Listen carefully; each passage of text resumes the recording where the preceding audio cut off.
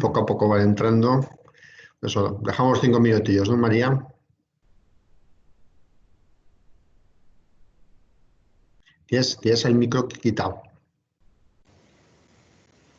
Que si se me veía bien. ¿Todo bien? Sí, perfectamente. Vale. Pues empezamos ahora en un minutito. Vale. Hay 12 asistentes.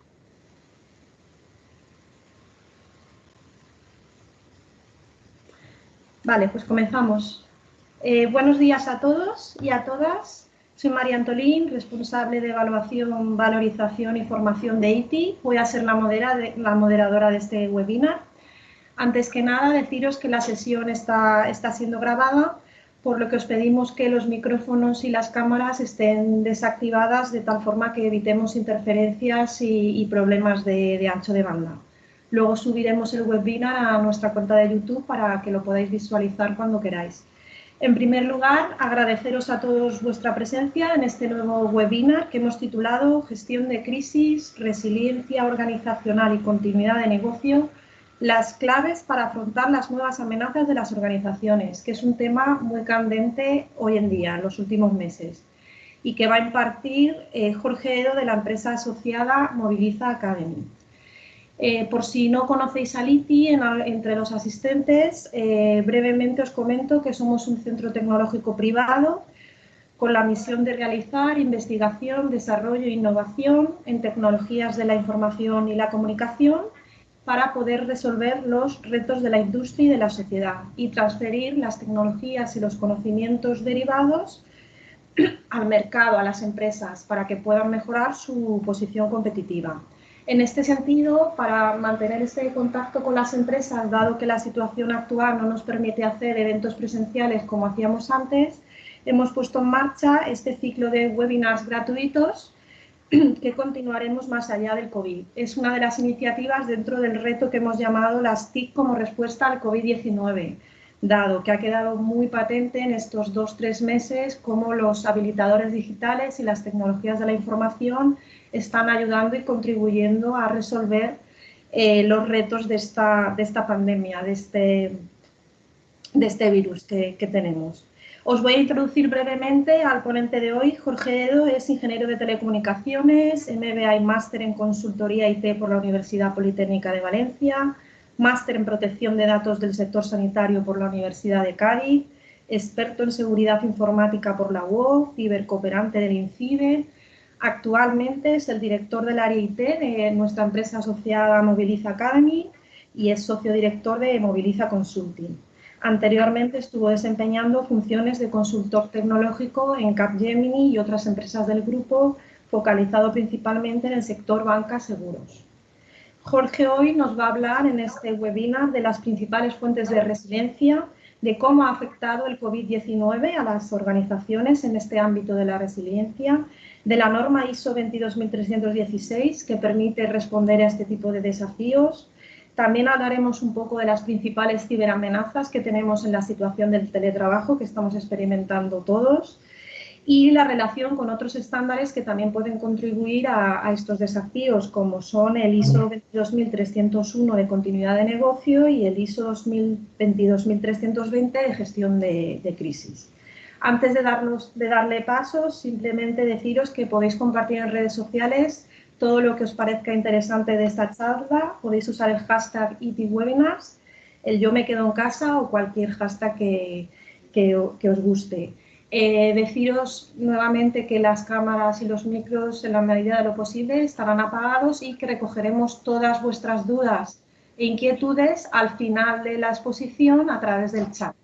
Yo recogeré todas estas preguntas y se las trasladaremos al ponente para que os pueda responder. Con esto ya doy paso a Jorge para que nos ilustre con su experiencia. Jorge, cuando quieras. Muy bien, muchas gracias María y a todos los asistentes a este webinar.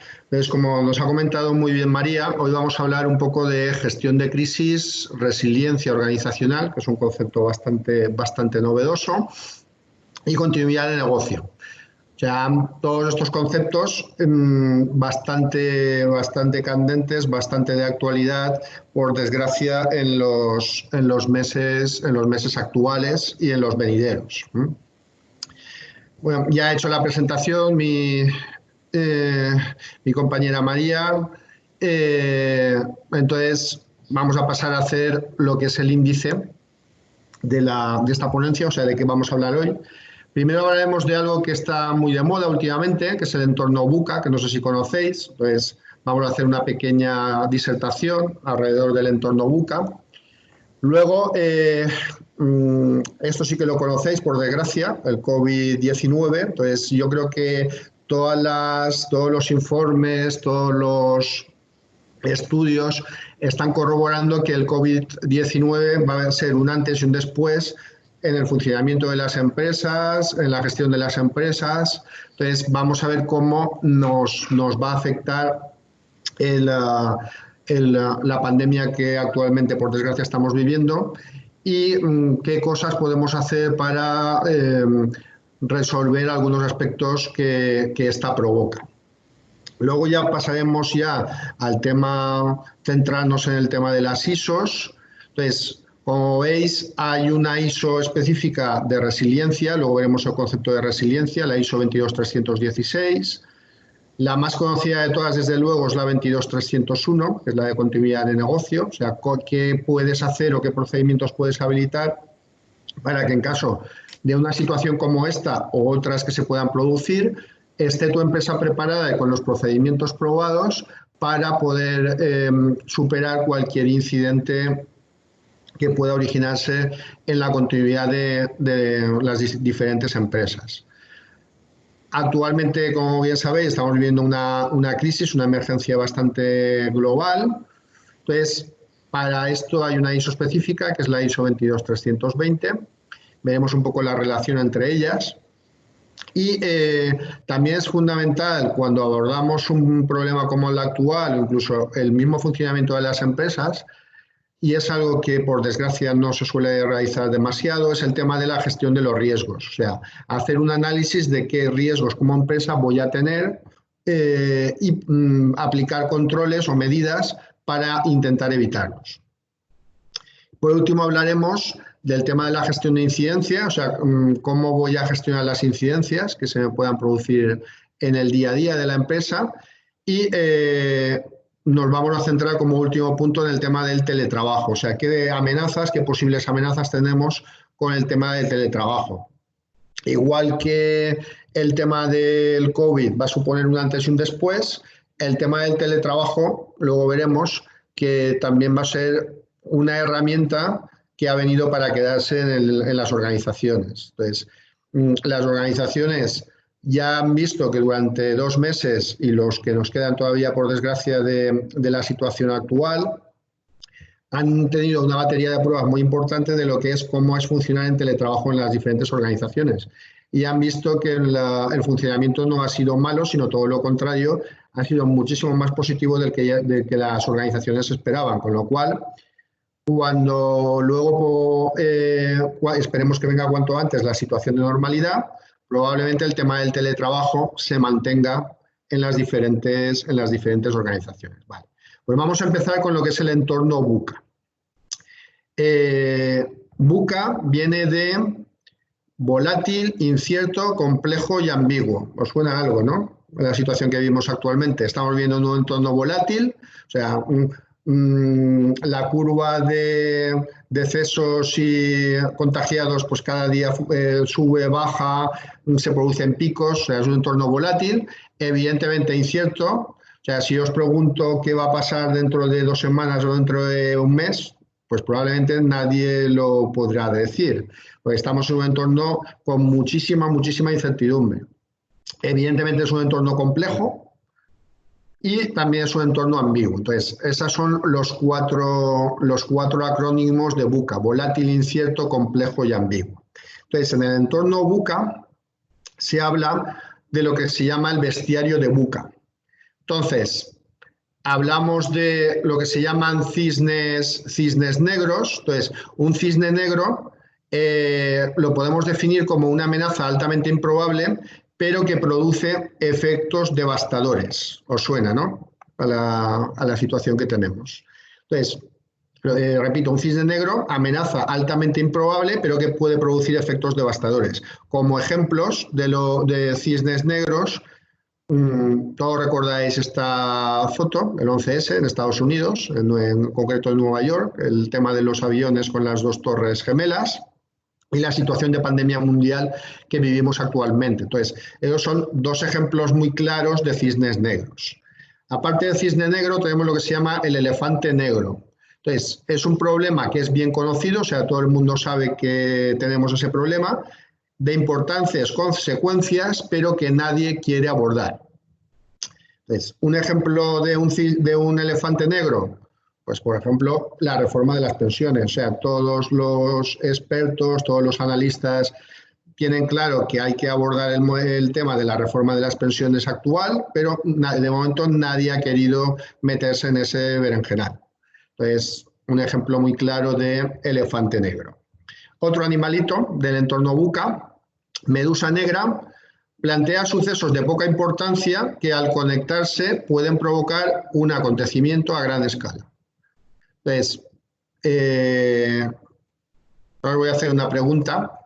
¿Alguien recuerda, podéis contestar por el chat, ¿alguien recuerda esta imagen a qué corresponde? Os dejo unos segundos para que lo penséis. Y luego os explicaré por qué pienso que esto puede ser una medusa negra, ¿no? ¿Alguien se ha animado? ¿Vale? María, nadie de momento. No, igual es que la foto es un poco, ya tiene unos ciertos añitos. Están tímidos de momento. Están tímidos. Bueno, dejamos 5 segundillos más para ver si hay alguien que se anime a contestar. Nada. Vale, sí. L. Walesa y el Papa Juan Pablo II, el Papa con el líder de Solidarność. Perfecto, muy bien, muy bien. Nos lo dice Amadeo Maturo y Ávila. Perfecto, muy bien. Pues un 10 para Amadeo y para Ávila. Solidaridad, nos dice. Exacto. Esto es la visita del Papa Juan Pablo II que realizó en Polonia allá por los primeros años de la década de 1980. Entonces, todo el mundo coincide en que esta visita supuso un antes y un después. Entonces, realmente fue, volviendo a lo que os comentaba, de lo de la medusa negra, un suceso de poca importancia, pues una visita del pontífice, del Papa, a Polonia, como ha visitado un montón de países, los diferentes papas, y en concreto el Papa Juan Pablo II, que se le llama el Papa viajero, visitó un montón de países, pero en concreto la visita esta a Polonia lo que supuso fue prácticamente el cambio de eje, el muro de Berlín, o sea, los años siguientes vino el tema del muro de Berlín, la reunificación alemana, la desintegración de la antigua Unión Soviética, y todo vino originado simplemente por una visita papal. Y el último animalito que tenemos, lo que se llama es un rinoceronte gris. Entonces, es una amenaza altamente probable que tiene una gran importancia e impacto, que es conocida pero no afrontada. O sea, es una amenaza que tenemos, que es muy seguro o con bastante probabilidad que se vaya a producir. Entonces, como ejemplo del rinoceronte gris, se me ha ocurrido el tema del ransomware o de los virus. Es algo cada vez más probable, hay más ciberamenazas, hay más ciberataques, y como consecuencia de los mismos, evidentemente cada vez están afectando más a las empresas. Entonces, visto el tema del bestiario, ya vamos a meternos con el tema de la segunda parte o del segundo módulo, que es el tema del COVID. ¿Qué va a suponer el COVID? Como os comentaba antes, va a ser un antes y un después en el tema de las organizaciones. En esta diapositiva, como veis, simplemente en el primer trimestre del 2020, lo que ha supuesto en reducciones, o sea, en menos ingresos en diferentes entornos, en diferentes sectores. Fijaros que aquí, aunque incluye el mes de marzo, que realmente fue los últimos 15 días malos, simplemente en 15 días pues, se vendieron un 4,5 menos de televisores, un 10,1 menos de consolas, un 10 de smartphones, un 12 de smartphones, el de altavoces inteligentes, un 12% de portátiles y un 16% de relojes inteligentes. No quiero imaginar lo que serán los 3 meses siguientes, o sea, los que vienen de abril, mayo y junio, o sea, en plena pandemia. Ahí los datos, evidentemente, van a ser muchísimo, muchísimo más escandalosos. O uno de los sectores que también está produciendo bastante problema con el tema del COVID es el sector del automóvil. He puesto evidentemente el sector de los viajes también es un sector importante que va a sufrir graves problemas, el sector de la restauración. Muy bien, y ya nos vamos a meter con qué herramientas, con qué elementos podemos utilizar para intentar, en la medida de nuestras posibilidades, acotar los problemas que nos vienen originados por el tema del virus. El señor Albert Einstein nos decía que los intelectuales resuelven los problemas y los genios los evitan. ¿Qué os parece la frase del señor Einstein? No está mal, ¿no? Los intelectuales lo resuelven y los genios lo que hacen es evitarlos. Lo que hacen es anticiparse al tipo de problema que pueda presentarse y aplicar medidas para corregirlo. Vale. Esta crisis lo que va a provocar es cambios, aprendizajes y, como os comentaba, va a ser un antes y un después en muchas empresas. Incluso en determinados sectores va a suponer el aprovechar bien la coyuntura actual para crear una ventaja competitiva con respecto a competidores que tengamos. Entonces, uno de los problemas que podemos tener es, como veis, el tema de este señor con el dibujito, que tiene la cara llena de muchos inputs, muchas cosas, y como se suele decir, las ramas no te dejan ver bien el bosque, con lo cual estamos más pendientes de las cosas del día a día y no tenemos capacidad de ver a medio y corto, o sea, a medio y largo plazo. Riesgos globales que podemos tener con el tema de la resiliencia. O sea, resiliencia, ahora veremos el concepto, pero básicamente es la capacidad de poder sobreponerse ante desastres que se puedan producir. Eso es el concepto de resiliencia. O sea, capacidad que tienen las organizaciones para ser resilientes, para ser capaces de sobreponerse a los diferentes eventos que se puedan producir. Aquí tenéis algunos ejemplos: desaceleración económica, cambios en los factores de mercado y riesgo geopolítico, aumento de la competencia, riesgo en el precio de productos básicos, fracaso para innovar, daños a la reputación, interrupciones del negocio, ciberataques, riesgo de cash flow, de liquidez y cambios regulatorios legislativos. Fijaros que estos riesgos están divididos por colores. Entonces, el color verde implica que es un riesgo prácticamente que va a ser bastante probable que se produzca dicha amenaza. O sea, va a ser una amenaza asegurable, la interrupción del negocio. Las tres que aparecen en color azul más claro, parcialmente asegurable, quiere decir que va a ser ciertamente probable que esta amenaza se produzca, y los que aparezcan en un color azul oscuro son riesgos más complicados que se puedan producir. Con lo cual, lo que deberíamos hacer es centrarnos en cosas, en amenazas que vayan a ser más probables. Ahí sí que tenemos muchas posibilidades de que dicho evento se vaya a producir. Lo que os decía, vale, estamos hablando de 22316, que es una norma centrada en lo que se llama resiliencia organizacional. Entonces, lo primero que vamos a ver es qué es la resiliencia organizacional. Entonces, en la definición oficial es la capacidad de observar y adaptarse en un entorno cambiante. O sea, capacidad de poder ser camaleónico y podernos adaptar a eventos no previstos. Uno de los ejemplos más claros de resiliencia es el tema natural. O sea, en la naturaleza hay diversas especies que han sido capaces de adaptarse al entorno. Un ejemplo muy claro es el camaleón. El camaleón se mimetiza en su entorno para intentar evitar ser visto por los depredadores. Desde este enfoque de resiliencia, o de ser lo más resilientes posibles, interesa adoptarlos para las empresas, para conseguir una estabilidad de largo plazo y para conseguir que la empresa sea lo más estable, lo más fuerte y lo menos... o sea, tener una supervivencia de negocio lo más amplia posible para la compañía. Entonces, cuanto más resilientes seamos, más posibilidades de supervivencia tendrá la organización ante posibles amenazas que se puedan producir.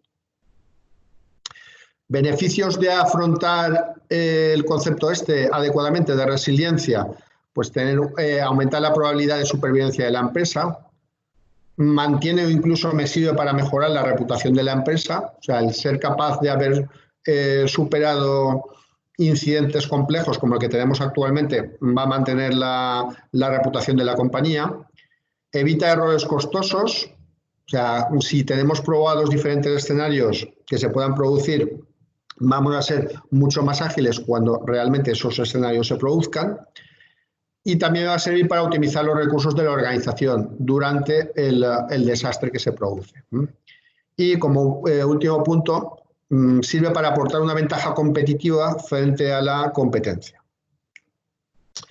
Ahora la pregunta que nos planteamos es, ¿pensamos que no necesitamos realmente la resiliencia organizacional? O sea, ¿nos va a servir de algo? Entonces, aquí la clave es lo que aparece en esta diapo. Necesitamos identificar claramente las fuentes de riesgos. Entonces, tenemos que identificar las fuentes de riesgo y poner en práctica controles con sus correspondientes disciplinas de gestión.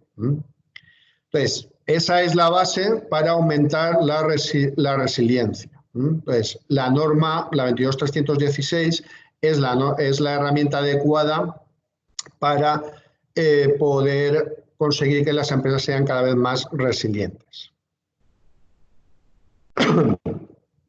Este estándar también es certificable, al igual que puede pasar con la 27001, 9001, 14000. Entonces, es un estándar certificable por las diferentes organizaciones.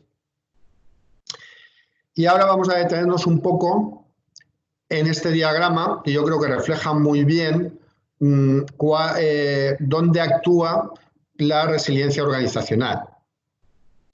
Entonces, fijaros que aquí tenemos dos ejes. Por un lado tenemos la visión y por otro lado tenemos el valor para el negocio. Entonces, fijaros que la parte de resiliencia organizacional actúa al más alto nivel de la compañía. O sea, es una competencia directamente de la alta dirección o de la gerencia de la compañía. Conforme bajamos hacia abajo, aparece otro concepto que vamos a ver ahora, que es el tema de continuidad de negocio y disponibilidad continua. Aquí la visión ya no es tan a largo plazo, es más a corto plazo, y el valor para el negocio es menor porque aquí, digamos que en la continuidad del negocio, aunque influyen mandos intermedios o directivos de la organización, ya no es algo que compete directamente a la alta dirección. La alta dirección nombrará un equipo, un área en concreto que se encargue de hacer el plan de continuidad de negocio, pero que digamos que la alta dirección se queda un poco al margen de ese tema. Se deja ese tema más en manos de los expertos. Y conforme bajamos hacia abajo, cada vez la capacidad de influencia de la alta dirección es menor y se deja, como bien os comento, en manos de técnicos. Ahí tenemos un subconjunto de lo que es el tema de los planes de continuidad de negocio, que son los planes de recuperación de desastres, el plan de contingencia generalmente orientado a plan de contingencia de IT, con lo cual suele ser un concepto más, un plan más que viene liderado por IT. Y esto, evidentemente, ya es mucho más técnico, como es el tema de los procedimientos de hacer copias de seguridad, Pues es importante el tema de la resiliencia porque ya os digo que tiene que venir desde la alta dirección, o sea, es algo que la alta dirección tiene que considerar como fundamental porque le va la vida en ello, o sea, si la empresa no toma ninguna medida desde el punto de vista de la resiliencia, pues probablemente ante un evento que no tengan planteado, pues la empresa corre el riesgo de desaparecer. 4 acciones relacionadas un poco con lo del COVID que tenemos actualmente entre manos. Entonces, 4 acciones que deberíamos tener en cuenta a la hora de construir un entorno resiliente capaz de hacer frente a la situación actual. Primero, poner la seguridad de las personas en primer lugar. Eso es lo que han hecho la mayoría de las empresas. Entonces, ¿por qué? Lo que han hecho es, en muchos casos, estáis los diferentes asistentes a este webinar en vuestras propias domicilios, vuestras propias ubicaciones. Entonces, la empresa lo que tiene miedo es, o lo que ha puesto es por de antemano la seguridad de sus empleados y por eso les ha indicado que es mejor que te quedes teletrabajando que tengas que venir a las instalaciones, y aquí tenemos el problema de distancias de seguridad entre empleados, el comedor, el parking. Nos tenemos que concentrar un amplio grupo de gente en un entorno, en un espacio más reducido, con lo cual, punto 1, pongo la seguridad de las personas en primer lugar. Luego me comunico con los stakeholders, con mis usuarios, con mis clientes, para decirles en qué situación estamos. Pues, dada la situación actual, no vamos a hacer reuniones presenciales y vamos a hacer reuniones en remoto. Y yo creo que más o menos las diferentes organizaciones han entendido un poco que este modelo es el más adecuado para proteger a los diferentes actores del sistema. Luego, lo que me interesa es también plantear una estrategia de continuidad de negocio. Entonces, que en el entorno actual, que cada empleado está en su domicilio, evidentemente cambia un poco la situación. Entonces, tenemos que ver qué cosas podemos hacer para, en caso de que tengamos algún tipo de incidente, como luego veremos. Evidentemente, es más fácil hackear o que alguien hackee, un ciberdelincuente ataque el domicilio de uno de los empleados de la empresa, incluido el director general o la directora general, que hacerlo físicamente o lógicamente en caso de que este gerente o esta gerente de la empresa esté trabajando desde su despacho de la organización. Allí se supone que tenemos cortafuegos, controles de acceso, pero ese tipo de medidas, por desgracia, no la tenemos en nuestros domicilios particulares. Y luego, aprender de la experiencia y plantear un entorno lo más resiliente posible. Esas serían un poco las 4 recomendaciones, así a vuela pluma, para intentar hacer frente a la situación actual. Vista esta parte de 22.316, que ahora luego en la parte de debate ya me comentaréis si habíais oído hablar del concepto o no y cómo lo veis de trasladable a vuestras respectivas organizaciones, vamos a centrarnos ahora en este cuarto apartado en hablar de la 22.301. ¿Qué es la 22.301? Pues es la principal norma que se utiliza a nivel de continuidad del negocio. Entonces, con esta norma lo que se plantean son escenarios de riesgo que serán más o menos probables en función del contexto de la organización, y vamos a intentar que cada uno de estos escenarios de riesgo los podamos resolver. Pues, como veis, corte de suministros, inundaciones, terremotos, incendios, usuarios malintencionados, usuarios descuidados, hackers. Hemos puesto unos ejemplos, pero evidentemente hay muchísimos más, con lo cual, cuantos más escenarios de riesgo tengamos probados con procedimientos de recuperación de negocios, digamos que nuestra empresa va a ser más resiliente y va a ser más capaz de poder afrontar cualquiera de las amenazas que se puedan producir. Entonces, ¿qué nos podemos plantear ahora? Pues plantear qué pasa o qué pasaría en vuestras diferentes organizaciones ante una situación de desastre, pues o bien que las protecciones físicas puedan estar comprometidas, o que tengamos que reubicar en un CPD alternativo el procesamiento de datos, que los empleados y colaboradores trabajen en centros de proceso de datos, ¿cómo habilito eso?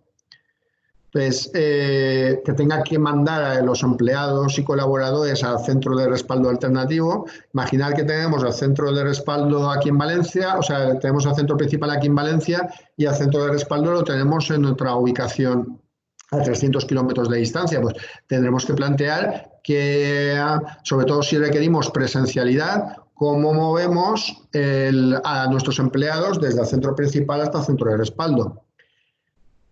Si tenemos una situación de desastre regional, ¿cómo pueden nuestras familias estar impactadas? Que la alta dirección ante un caso de un desastre pueda estar herida o pueda estar desaparecida. Entonces, ¿quién toma el mando en ese caso? Que tengamos problemas de abastecimiento y que tengamos incomunicación de usuarios. Os he puesto, ya os digo, 7 posibles escenarios, pero evidentemente hay muchísimas más opciones. Entonces, como os decía, esta norma, la 22301, es la que me va a servir para mantener, o sea, es la que me da pie para generar un conjunto de buenas prácticas que me permitan gestionar adecuadamente la continuidad de negocio ante un desastre que se pueda producir. Dentro de la 22301, que es una norma, como os he comentado, bastante completa, hablamos de diferentes planes. Entonces, en función de hacia dónde queremos enfocarnos y por dónde queremos empezar, tendremos que enfocarnos hacia un plan u otro. Hablamos de un plan de gestión de crisis, un plan de respuesta a incidentes. Entonces, luego veremos en la última parte de gestión de incidentes, pues cuando se produzca un incidente, dependiendo de si es más grave o menos grave, hablaremos de incidente mayor o incidente menor. Plantearemos procedimientos de respuesta a incidentes, el plan de recuperación de desastres, planes de emergencia, planes de sucesión. Entonces, en caso de que el gerente, el director general o el mayor accionista de la empresa pues haya fallecido, plan de ayuda humanitaria, planes de recuperación de negocio, plan de continuidad de operaciones centrado solo en la parte de IT, tecnologías de la información, plan de soporte de continuidad, plan de contingencia de TI, plan de coordinación con las autoridades. Entonces, como veis, hay un sinfín de planes. Entonces, en función de por dónde queramos empezar o cuál es la parte que consideremos más vulnerable en nuestro negocio, pues nos deberemos centrar a empezar a elaborar algún plan u otro. La ISO 22301, como no podía ser de otra manera, se basa en lo que se llama el ciclo de Deming, el PDCA, que conoceréis, o Plan Duchecat, que se basa en planifico, implanto, chequeo, reviso y vuelvo a iterar. Entonces, este modelo de ciclo de Deming se utiliza principalmente en la mayor parte de las ISOs y es un modelo que sirve para aplicar mejora continua. Como veis, todo este procedimiento, todo este proceso es algo a largo plazo. Entonces, simplemente viendo los diferentes planes que tenemos que abordar, evidentemente a mayor número de planes, más resiliente y más protegida estará la compañía frente a posibles amenazas que se puedan producir. Elaborar todo esto de la noche a la mañana, pues evidentemente es complicado, con lo cual con este modelo lo que hago es empiezo poco a poco y luego la idea es que ir mejorando con el paso del tiempo. Entonces, de esta forma lo que se llama es aplicar mejora continua, ir avanzando poco a poco e ir mejorando de forma permanente. Vamos ahora un poco a diferenciar lo que se llama el plan de continuidad de negocio del plan de recuperación de desastres, que aunque parezcan dos conceptos parecidos, no son exactamente lo mismo. El BCP no es lo mismo que el plan de recuperación de desastres o disaster recovery. Entonces, el plan de continuidad de negocio lo que se basa es en una estrategia de mitigación. O sea, lo que busco es que cuando tengamos un incidente a gran escala o tengamos un desastre a gran escala, la empresa sea lo más resiliente posible y pueda afrontar con éxito y recuperar de forma rápida las operaciones de negocio críticas. Para eso, evidentemente, lo primero que tenemos que hacer, lo que se llaman los BIAs, los Business Impact Analysis, determinar cuáles son las operaciones de negocio críticas para la organización. Mientras que el DRP, el Plan de Recuperación de Desastres, lo que hacemos es trabajamos con procedimientos de respuesta de emergencia y, fijaros lo que dice aquí la diferencia, principalmente centrados en la infraestructura tecnológica. O sea, el DRP está muy circunscrito, está muy referido a la parte de IT. Se refiere, o sea, se centra en gran parte en la parte de IT. Mientras que el plan de continuidad de negocio no se centra solo en IT, sino que se centra en algo más amplio como es operaciones de negocio, procesos de negocio de la organización. Con lo cual, el DRP, el Plan de Recuperación de Desastres, es un subconjunto, o sea, forma parte de todos los procedimientos, de toda la parte de gestión del Plan de Continuidad de Negocio, del BCP. O sea, DRP es un subconjunto del BCP. Esta no voy a entrar en detalles, pero es básicamente lo mismo que hemos comentado antes. Entonces, quedaos con que continuidad de negocio se refiere a procesos de negocio y a la parte de la alta dirección, o sea, gestión de procesos críticos, mientras que el plan de recuperación de desastres se refiere más al ámbito de las tecnologías de la información.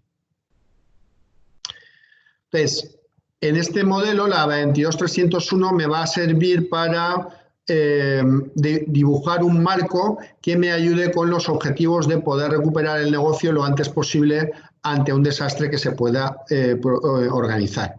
Entonces, aquí las claves son, primero, evidentemente, procedimentar ante las diferentes amenazas qué cosas tengo que hacer y luego, lo más importante, aparte de procedimentarlo, probarlo. O sea, de nada me vale tener un documento olvidado en un cajón y que escribimos hace 4 o 5 años sobre qué cosas teníamos que hacer en caso de que se produciera un desastre, si yo ese plan no lo he probado. Entonces, con las pruebas, con el testing, lo que me va a servir de base es para determinar si indico que voy a recuperar este servidor en 3 horas y si luego realmente se produce la situación y empiezo a seguir ese procedimiento, si en lugar de 3 horas son 6, pues evidentemente lo que tengo que hacer es actualizar dicho plan. Entonces, los planes, digamos que es tanto más importante escribirlos como luego probarlos. ¿Qué ventajas tiene el disponer de un plan de continuidad de negocio? Pues disponer de una capacidad probada para continuar el trabajo a pesar de las interrupciones, o sea, tener los planes probados. Por ejemplo, os pongo el caso de una cultura que es muy proactiva, como es la cultura japonesa. Entonces, ahí tiene muy claro que más tarde o más temprano se van a producir terremotos. Entonces, ahí están muy habituados a lo mejor a hacer un simulacro de evacuación al mes o como mucho cada 2 meses.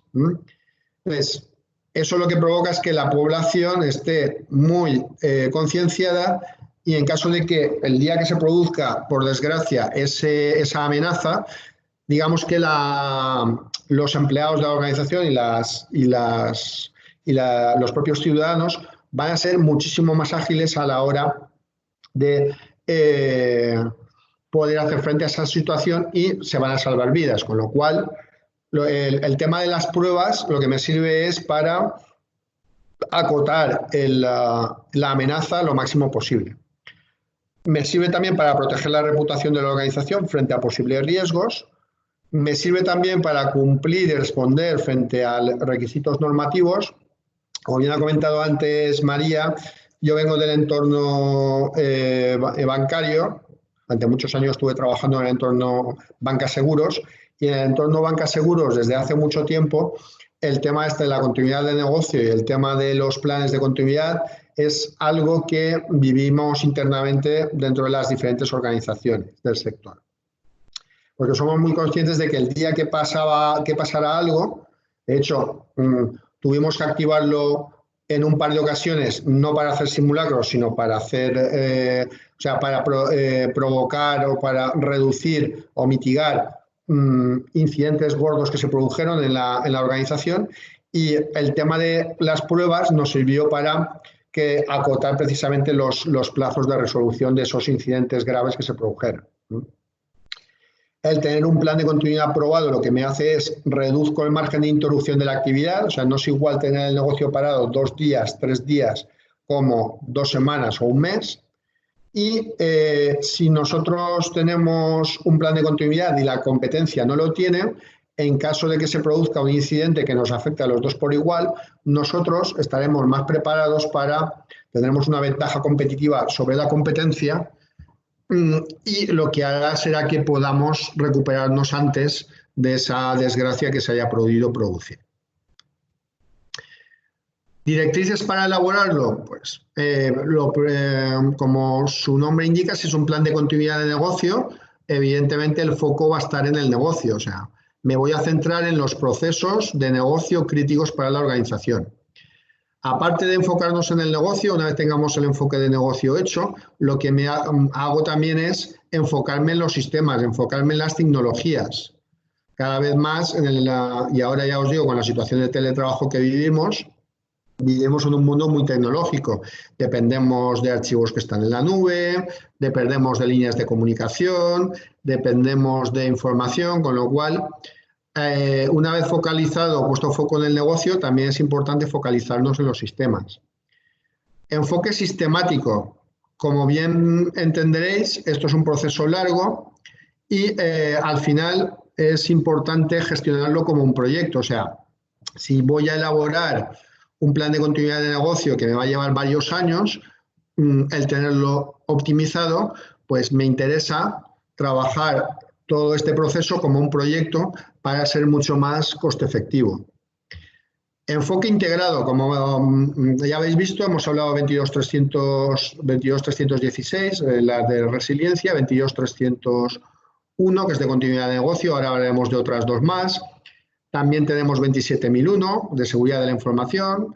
Si tenemos calidad en la empresa tendremos la 9.001, con lo cual todo esto, que es lo que provoca que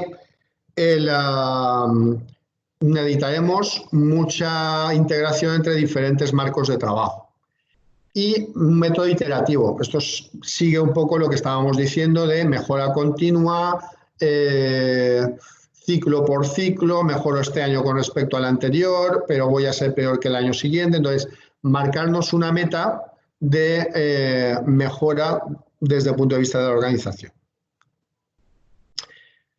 Vale, vamos a trabajar con 3 áreas dentro de la continuidad de negocio. Por un lado, la gestión de crisis, la continuidad de las operaciones y la atención de las emergencias.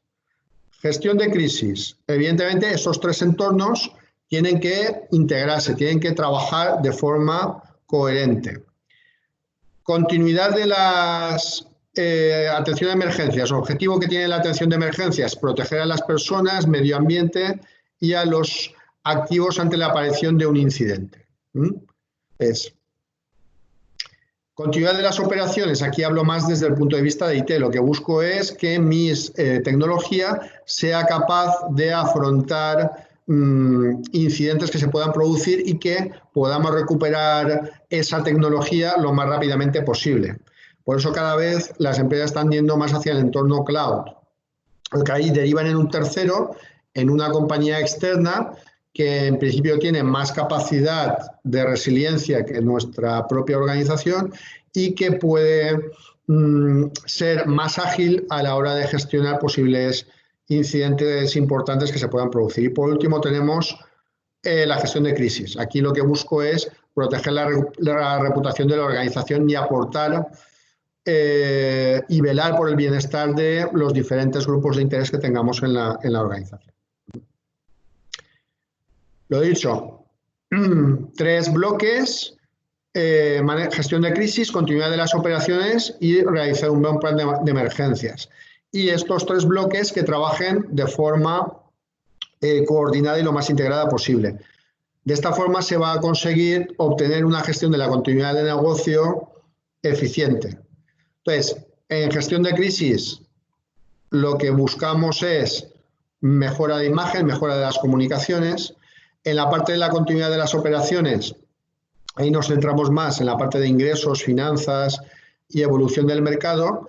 Y en los planes de emergencias, como no podía ser de otra manera, nos centramos más en las personas, en la infraestructura y en la gestión del medio ambiente. Los planes de emergencia. Vale. Os había hablado antes de que dentro del plan de continuidad de negocio teníamos el concepto del VIA, que son los escenarios de análisis de impacto. ¿En qué consiste esto exactamente? Pues si teníamos claro que tenemos diferentes entornos de amenazas, incendio, inundación, hacker, pandemia por coronavirus, tema legal, entonces, para cada uno de esos posibles amenazas se plantean escenarios de recuperación. Eso es lo que se llaman los vías. Si se produce un incendio, pues tener un procedimiento para poder recuperar el negocio ante la amenaza de incendio. Si se produce una pandemia, pues lo mismo. Entonces, se barajan diferentes escenarios y para cada uno de esos escenarios se tienen planes de recuperación del negocio. Conceptos que también tienen que ver con el tema de la continuidad del negocio, 22301. Aquí, como veis, hay muchas siglas, pero nos vamos a centrar sobre todo en dos, que son el RTO, el tiempo de recuperación objetivo, y el RPO, punto de recuperación objetivo. ¿Qué es el RTO? Aquí en rojo veis la situación de desastre. En caso de que se produzca un desastre, pues el RTO es el tiempo desde que se produce el desastre hasta que tenemos una situación, digamos que no estamos funcionando al 100%, pero estamos funcionando en una situación que consideramos más o menos aceptable. Fijaros que en este segundo punto, aquí es cuando hemos recuperado la normalidad. O sea, estamos aquí, en el punto este que pone MTD, o sea, desde que se ha producido el desastre hasta que estamos aquí en este punto azul, aquí ya hemos recuperado la normalidad, pero probablemente ya podamos dar un cierto servicio a nuestros usuarios, a nuestros clientes, cuando estemos a un 40, 50 o 60% de nuestra capacidad normal, con lo cual este punto también me interesa conocerlo porque aquí ya vamos a ser capaces de darle valor a nuestros usuarios. Entonces, RTO es desde que se produce el desastre hasta que podamos aportarles cierto valor en esta situación de 40, 50, 60% de actividad. Pues aparte del RTO, tenemos el RPO, que es el punto de recuperación. Este me va a determinar cuál es la máxima cantidad de datos que yo puedo perder. Máxima cantidad de datos, información que yo puedo perder. Entonces, en función del RPO y del RTO, me marcarán las estrategias de recuperación. Si los plazos estos son cortos, son de pocas horas, la estrategia de recuperación, los planes de continuidad de negocio que voy a tener que abordar van a ser con lo que se llama replicación. O sea, tengo que tener dos entornos lo más parecidos posible, separados geográficamente y que en tiempo real se envíen información uno a otro para que en caso de que se produzca un desastre, el sistema de backup, el centro de respaldo, sea capaz de asumir el negocio, aunque sea a un porcentaje más bajo que la situación normal, ya os digo un 30, 40, 50%, pero ya podemos dar valor ya a nuestros usuarios. Conceptos de RTO y RPO. Para elaborar el plan de continuidad, pues elementos clave, políticas, personas con responsabilidades definidas, muchos procesos de gestión asociados, documentación que provea pruebas auditables y cualquier proceso que consideremos relevante. Son lo que se llaman los componentes clave del sistema de gestión de continuidad. Aquí no voy a entrar tenéis disponible este vídeo, como indicaba antes María. Esto sería, en caso de que quisierais certificar esta norma, ¿qué documentos nos pediría la certificadora? Entonces, por un lado tenemos documentos obligatorios y por otro lado tenemos requisitos obligatorios. Entonces, documentos obligatorios, tenéis, como veis, un montón de documentos.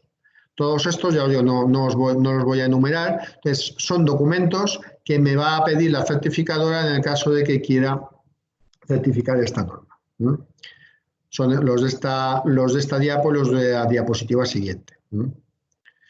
Vale. Visto la parte de continuidad de negocio, vamos ahora a centrarnos de forma breve en lo que es una gestión de crisis, como la actual. Aquí en el dibujito tenéis un maremoto que ataca una ciudad. Pues, evidentemente, eso es una crisis importante como la que actualmente estamos viviendo. Entonces, esta norma, la 22320, es una norma también que me sirve para tener una respuesta efectiva ante una emergencia y minimización de los impactos. Generalmente, esta norma se suele utilizar ya por gobiernos o por entidades multinacionales para poder atenuar crisis como la actual que se puedan producir. Vale.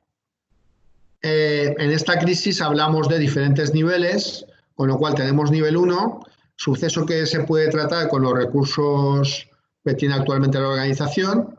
Nivel 2, necesita recursos adicionales a los habituales.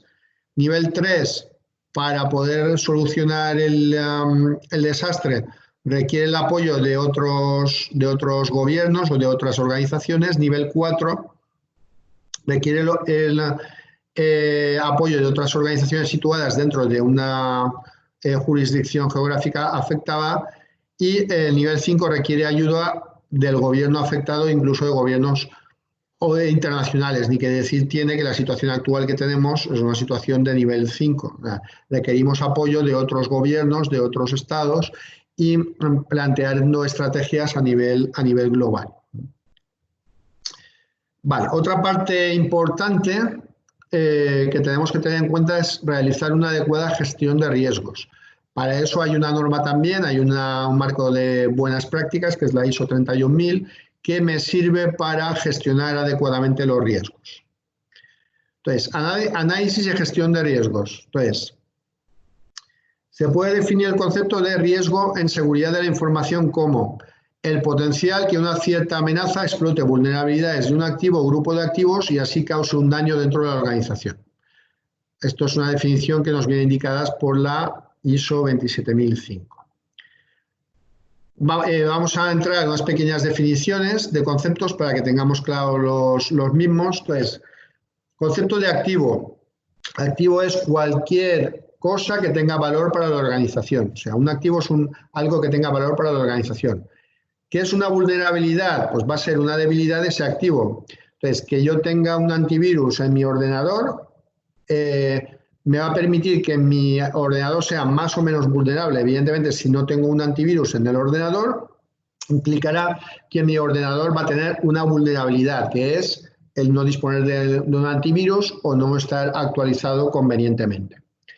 La amenaza que va a ser un evento o una circunstancia que aproveche precisamente esa vulnerabilidad del activo para atacar el activo y dejarlo en desuso.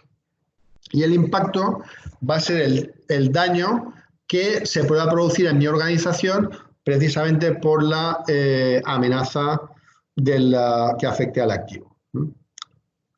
La fórmula básica de riesgos es riesgos igual a probabilidad por impacto, es decir, la probabilidad que una amenaza se pueda producir por el impacto que esa amenaza contra el activo en cuestión me afecte. Evidentemente, no me va a ser igual de crítico la situación actual, probabilidad de que se produzca una pandemia por el impacto que esa pandemia me origina en la compañía.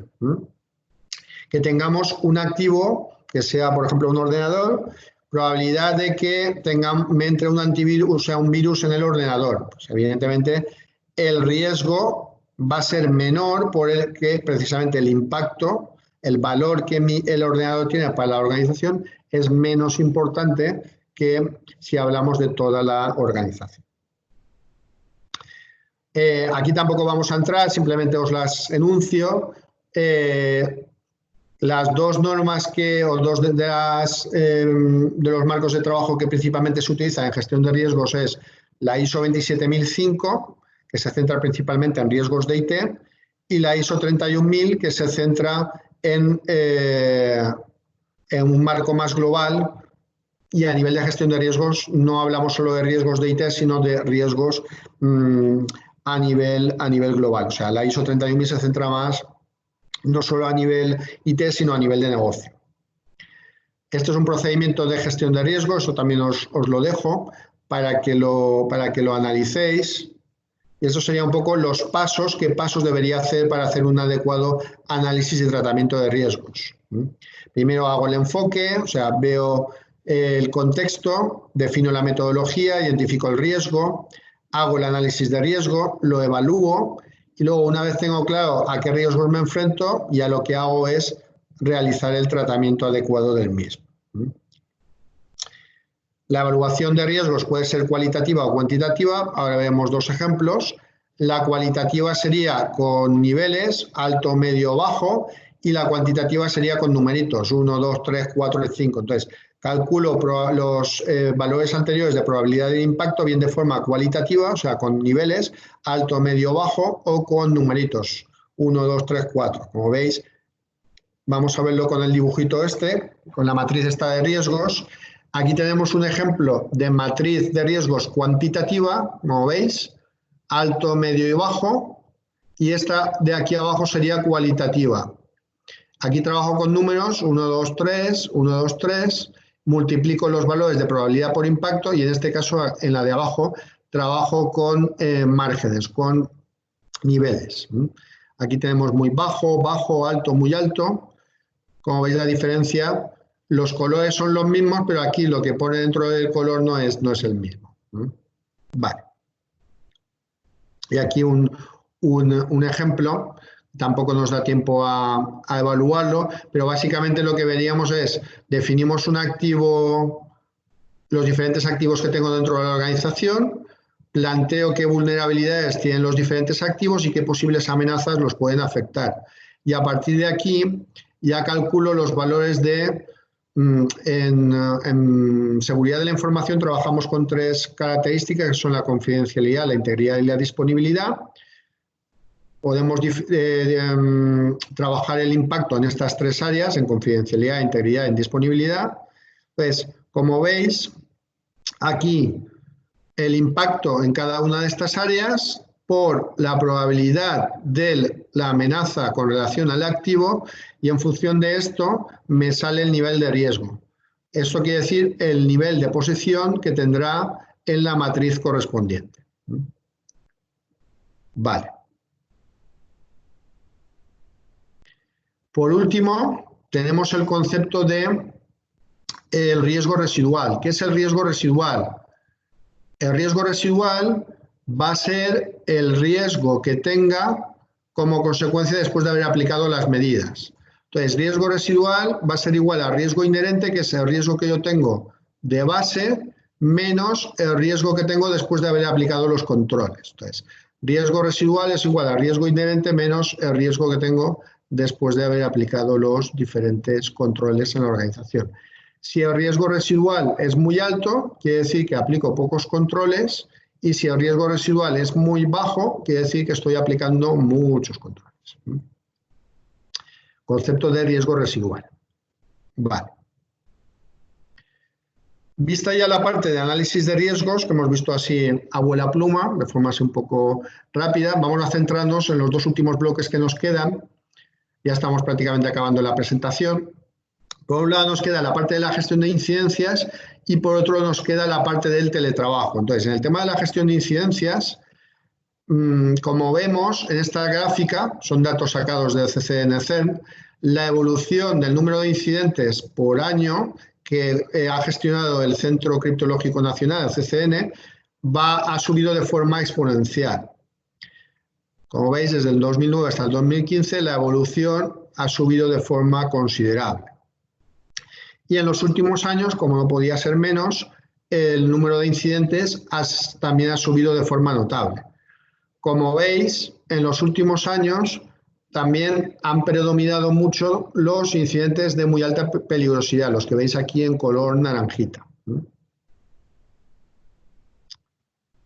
A nivel mundial, pues, y por tipo de ciberataques, Pues evidentemente Europa está en el foco, o sea, el 50% de los ciberataques a nivel de ransomware en el mundo se centran en Europa, casi un 50%. En Norteamérica también el porcentaje es bastante alto y los principales ciberatacantes suelen venir de la parte de China, Rusia y Corea del Norte. Esta diapo también es importante. Entonces, fijaros que si la empresa dispone de algún marco de trabajo, aunque no lo tenga certificado, pero que lo estemos trabajando habitualmente, entonces, en el caso de que dispongamos de 27.001, 22.301, el porcentaje de los incidentes de ciberseguridad son muchísimo más bajos que en el caso de que no tengamos ninguna de estas marcos de trabajo operativos. ¿Qué quiere decir? Que en el caso de que tenemos estos marcos de trabajo, la empresa es más proactiva y es capaz de anticiparse a los incidentes que se puedan originar. Si la empresa no dispone de ningún marco de trabajo, pues se funciona de forma apagafuegos, entonces cuando hay un incendio se apaga, hay otro incendio se apaga, pero no tiene ninguna estrategia de proactividad y se trabaja lo que se llama sobre la marcha, o sea, cuando tengamos un problema, pues lo atajamos. Eso puede provocar que en situaciones como la actual o otras que se puedan producir, la empresa no es capaz de afrontarlas y puede provocar el caso de que la empresa pueda incluso hasta desaparecer.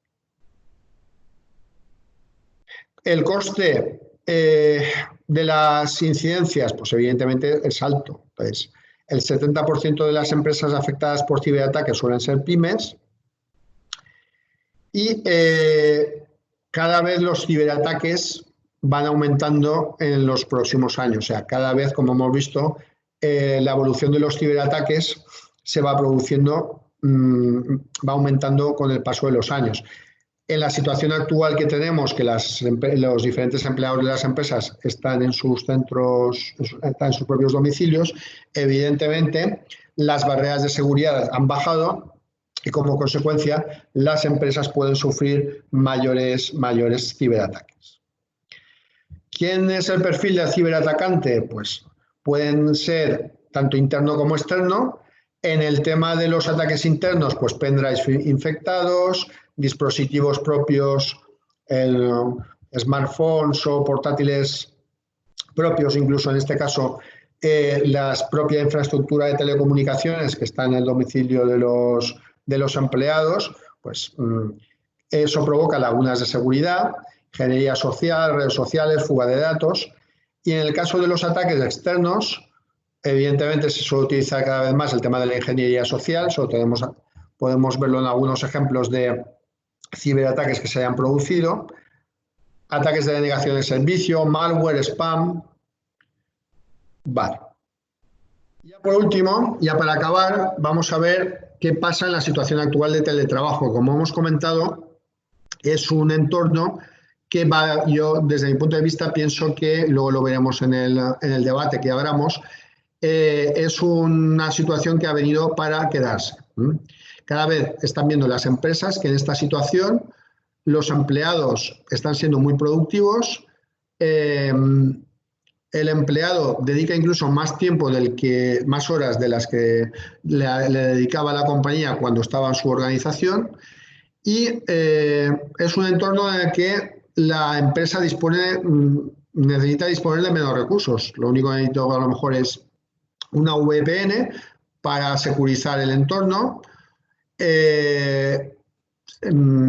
los archivos que estén ubicados en la nube o en servidores que sean de acceso por parte de los empleados y me ahorro a nivel de empresa los altos costes que pueden suponer las propias oficinas, los metros de los puestos de trabajo, la silla, la mesa, la sala de reuniones. Entonces, todo esto me lo evito con, evidentemente, unos costes muchísimo más bajos que los que provoca la situación de teletrabajo.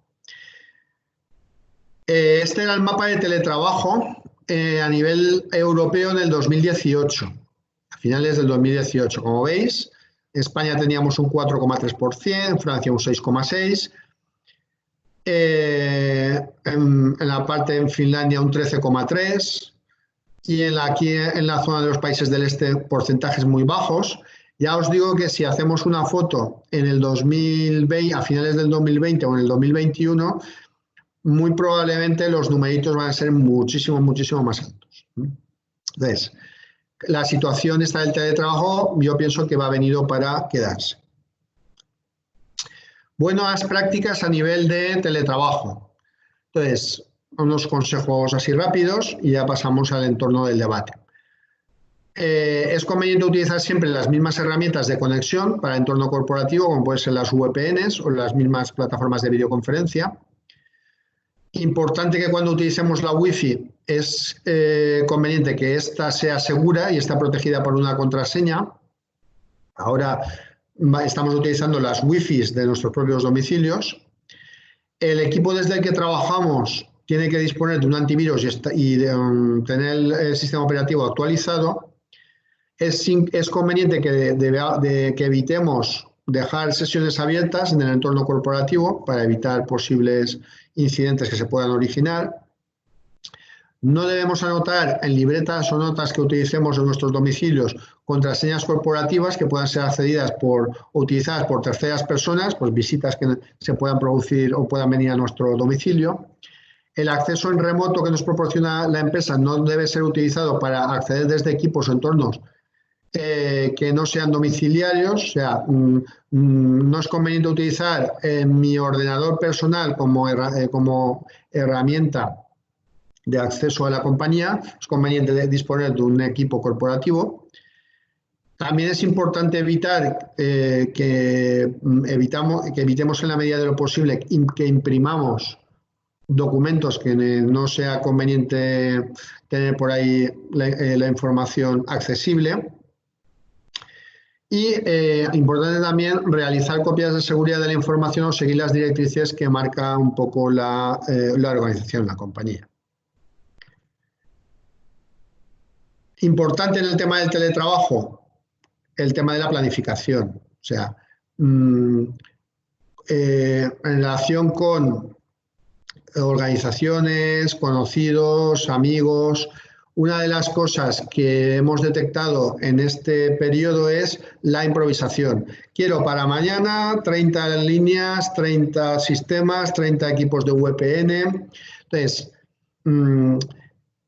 como por desgracia la situación actual yo creo que se va a repetir, entonces aprovechemos la situación actual para, a partir de las lecciones que hemos aprendido, desarrollemos planes eficaces de teletrabajo que sean estructurados, que lleven incluido un plan de formación para los empleados. O sea, no me vale que le envíe un correo con un procedimiento, en algunos casos un poco complejo, y ya que el empleado se apañe, sino que formemos a los empleados en teletrabajo, que establezcamos una cultura de teletrabajo. Si hemos visto que esto ha venido para quedarse, lo que es importante es que tengamos una cultura del teletrabajo para los diferentes empleados de la organización.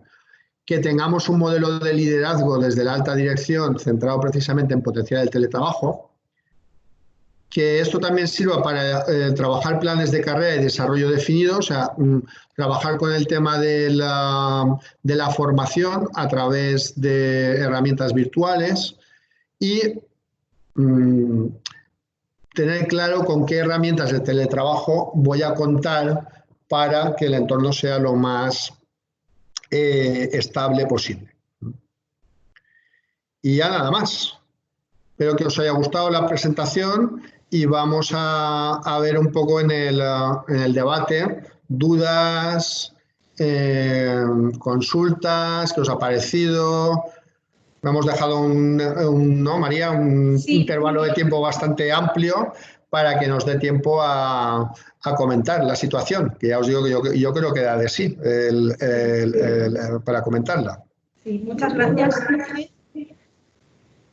Nada, simplemente ahora pasamos, si tenéis dudas, alguna cuestión que queráis comentarnos por el chat y se la traslado a Jorge.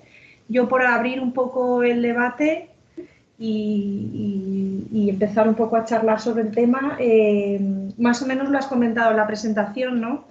Pero me ha dado la sensación que el tema de la continuidad de negocio es algo que las empresas hasta ahora no habían prestado mucha atención. No sé si era un gran olvidado, si era algo que no le veían suficiente importancia y lo postergaban, y a lo mejor ahora con el tema del COVID, pues esto va a hacer que cambie. Las empresas van a tomárselo más en serio y van a empezar a certificarse y a preocuparse por estos temas. ¿Tú cómo lo ves, Jorge?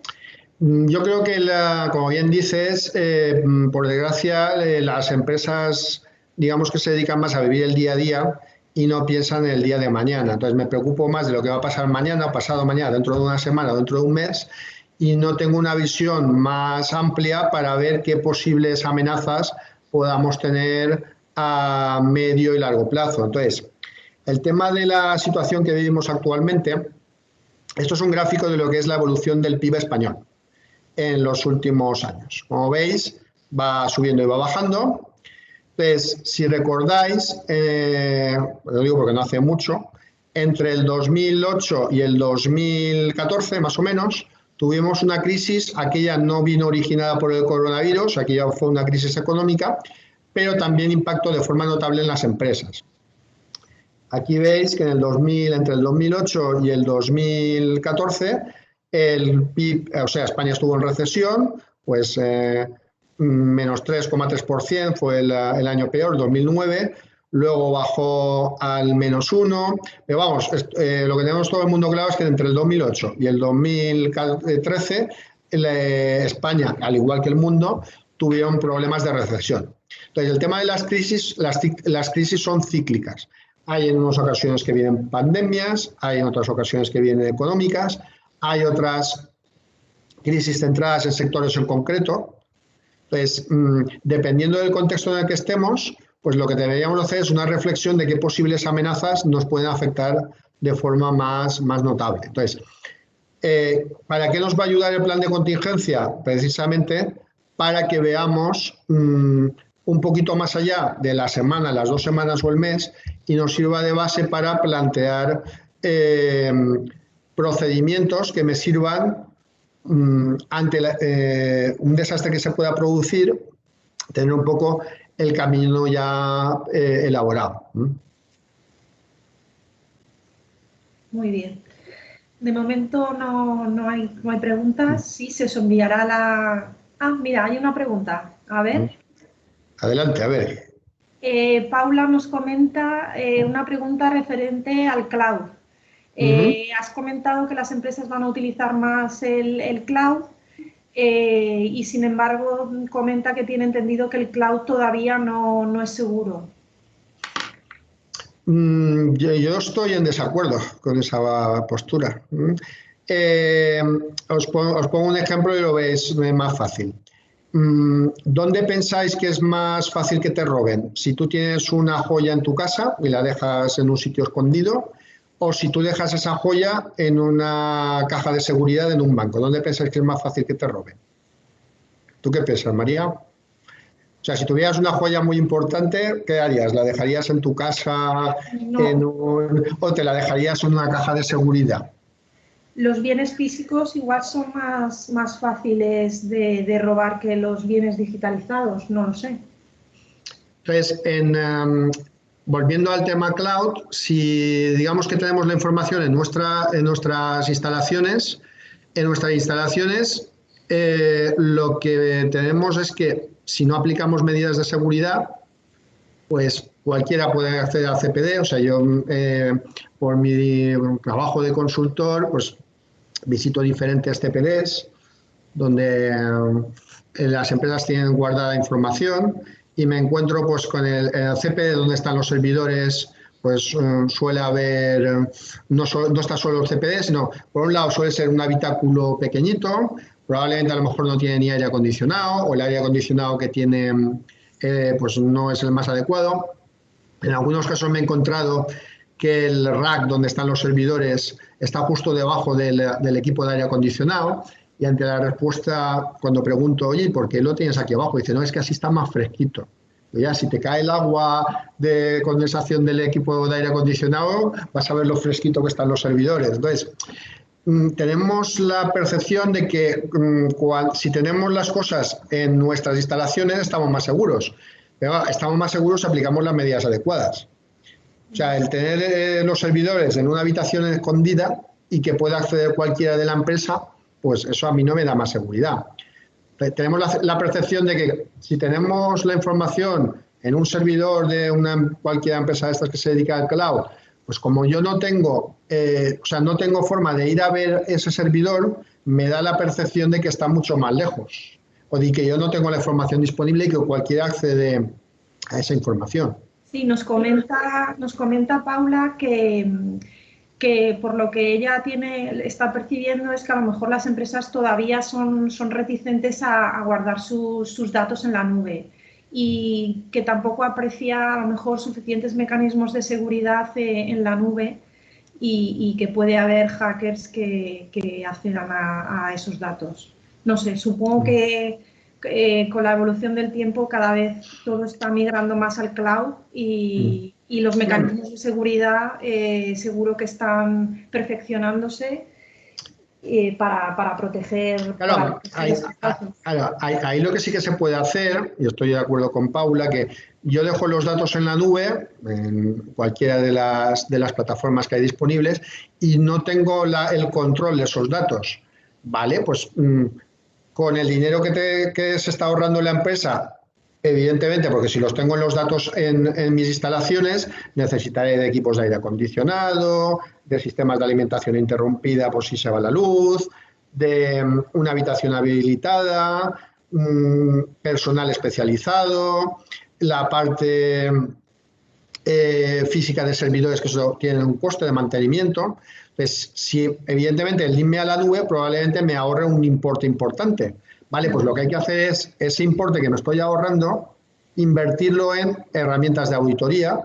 Hay softwares que te permiten auditar la información que tú tienes en la nube. Quién está accediendo, cada cuánto tiempo, qué es lo que hace. Pues el dinero que me estoy ahorrando por un lado, lo que tengo que hacer es invertirlo en otro. O sea, es cambiar el modelo totalmente.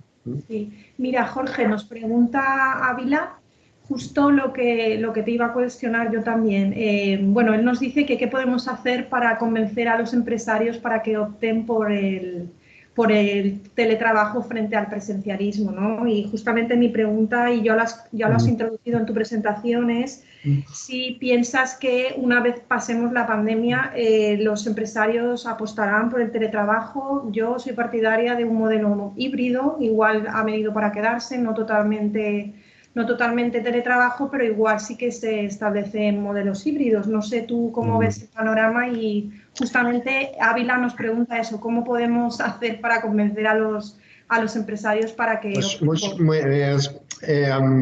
Por experiencia, cuando hablas con un gerente de la empresa, lo que suele preocupar es el tema de su negocio y sobre todo si se puede ahorrar dinero en la situación o en el proyecto que le estamos planteando.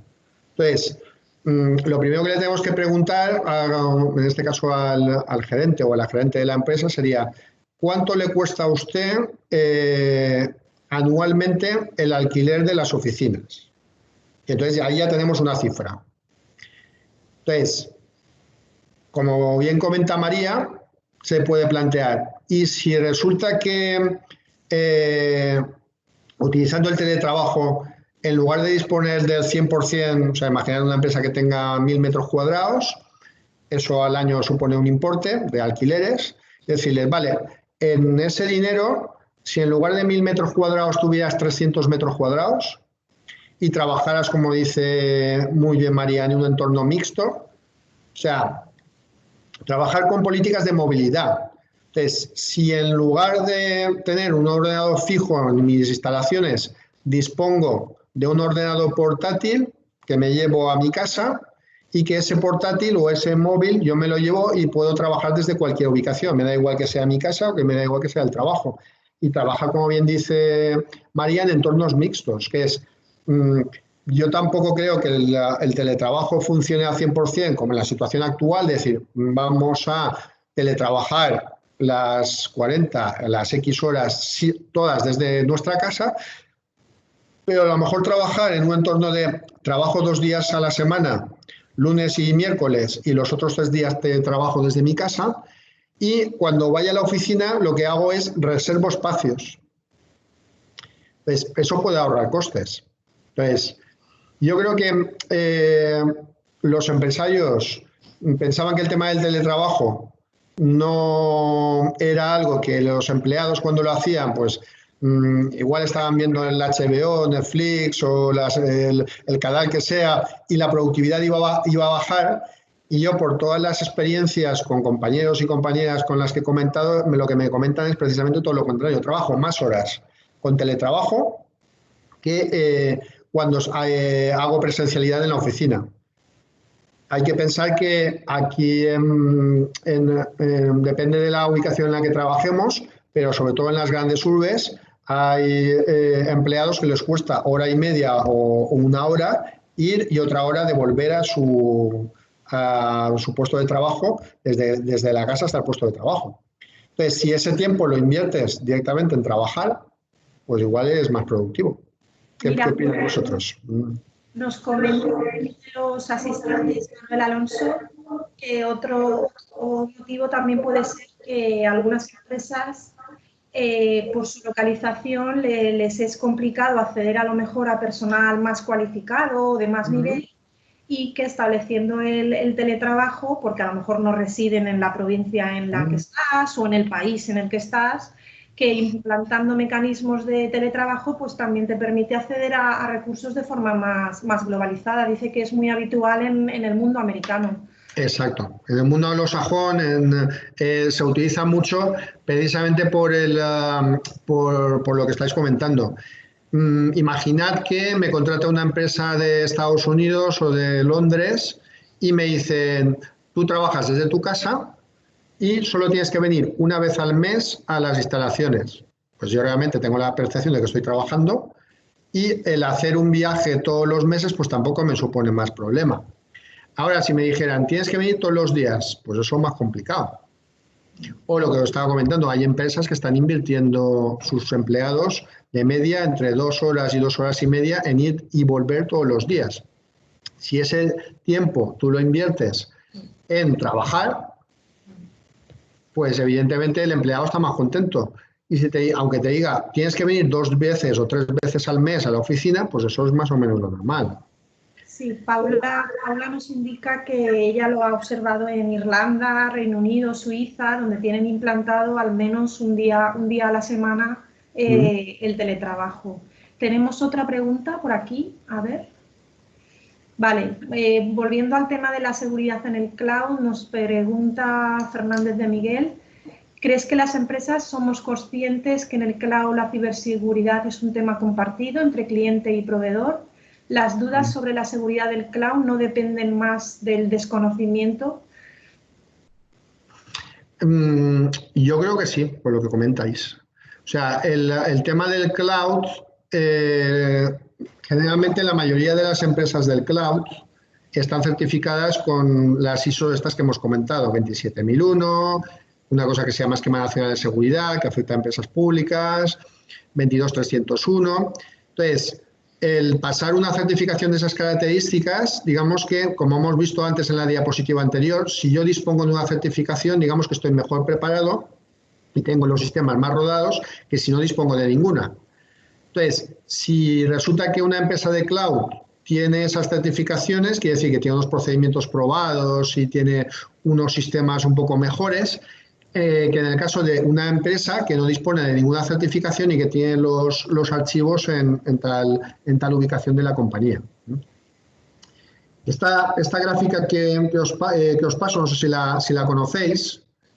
Esto está sacado de un informe del Ejército Español que ha elaborado recientemente y que plantea un poco, relacionado también con lo que ha comentado la Organización Mundial de la Salud, de que el COVID ha venido un poco para quedarse, por lo menos este año y el que viene, y probablemente algún año más, es va a ser muy probable que la situación de pandemias, si no a nivel tan brusco como el que hemos pasado en los últimos meses, sí a un nivel un poco más reducido, con lo cual esto que va a provocar o que debería provocar que las empresas, volviendo a la pregunta que me había comentado anteriormente, de cómo convencer a la empresa de que el teletrabajo lo potencie, pues muy sencillo. Todos los indicadores indican que entre octubre y noviembre de este año, ya de cara a final de este año, se vaya a producir un rebrote. Pues ahora que en principio estamos en una zona valle, en una zona menos crítica, vamos a aprovechar la experiencia de estos 3 meses para, como os decía antes, planificar adecuadamente el teletrabajo, no que sea una cosa de, oye, que para mañana necesito 14 ordenadores, 20 líneas de comunicaciones, 3 móviles y un poco a la carrera. Planifiquemos un poco las cosas ahora que tenemos tiempo. Sí, mira, Jorge, Manuel nos comenta precisamente que el teletrabajo debería de estar regulado, que no sea como el smartphone de disponibilidad de 24 horas. Entonces, como bien dices, habrá que establecer los procedimientos y las herramientas para poder implantar esa modalidad. Ahora se ha tenido que hacer un poco con prisas porque ha sido un tema muy urgente y muy inesperado, pero como bien dices, si es una modalidad que ha venido para quedarse, pues tenemos más tiempo para mejorar los procedimientos y que el modelo pues todavía sea más exitoso. Claro, para regular lo que decís. O sea, que estés en tu casa no quiere decir que vayas a trabajar 24 horas para la organización. Entonces, al igual que tú cuando vas a la oficina, tú fichas, pues que tú lo hagas lo mismo cuando estés conectado desde tu casa. O sea, tú entras a lo mejor en un portal, te registras con un usuario y una contraseña, implica que tú te has registrado y te contabilizarán las horas que tú estás trabajando. Entonces, el que estés en teletrabajo no implica que tengas que trabajar el doble de horas o muchas más horas que si estás físicamente. Lo que sí que puedes hacer es aprovechar esas horas de desplazamiento, como os comentaba antes. Si tú inviertes hora y media o 2 horas todos los días en ir al trabajo, pues esa hora que la puedas invertir en teletrabajando. Claro, sí, justamente es lo que nos comenta ahora Paula, que no tienes por qué hacer más horas. Bueno, pues si no hay más cuestiones, si no quieres añadir nada más, Jorge, podríamos seguir hablando muchísimo tiempo sobre el tema, pero ya vamos en hora. Así que cualquier duda, cualquier comentario, cualquier sugerencia de seminario podéis hacerlo a través de webinars@iti.es. La presentación se os va a enviar junto con la encuesta de satisfacción. Muchísimas gracias a todos por vuestra participación, a Jorge por su ponencia, y estamos encantados de que podáis participar en los próximos seminarios. Muchísimo ánimo a todos con la desescalada y nos vemos en el siguiente webinar. Muchísimas gracias. Muy bien, muchas gracias a todos. Chao.